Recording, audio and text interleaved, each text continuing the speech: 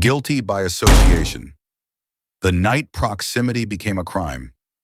At 10:47 p.m., Evan Miller was buying chips at a gas station in Columbus, Ohio.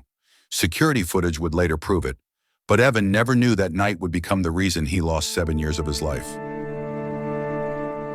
Across town, a robbery turned violent. One man was killed. Witnesses saw two figures run into the dark. One wore a black hoodie. The other maybe looked tall. That was enough.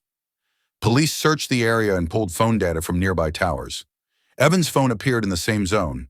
Same neighborhood, same night, wrong story. When officers knocked on his door, Evan cooperated. He gave them his phone, his receipts, his timeline. He told them something simple and true. I was nearby, but I wasn't involved.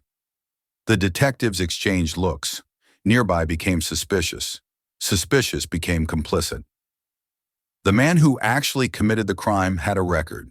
Evan didn't, but the other suspects stayed silent, so the pressure shifted. Prosecutors built a case not on actions, but on association.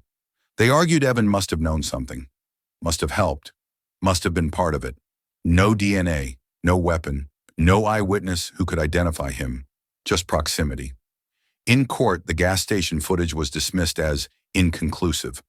Phone data was treated like a GPS map instead of what it really was, a rough guess. The jury heard one message over and over.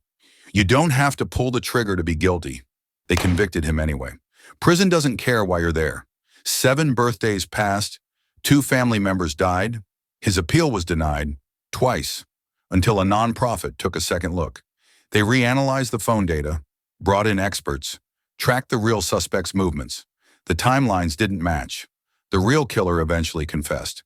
The court called it a miscarriage of justice. 7 years reduced to 2 words. Evan walked free at 34.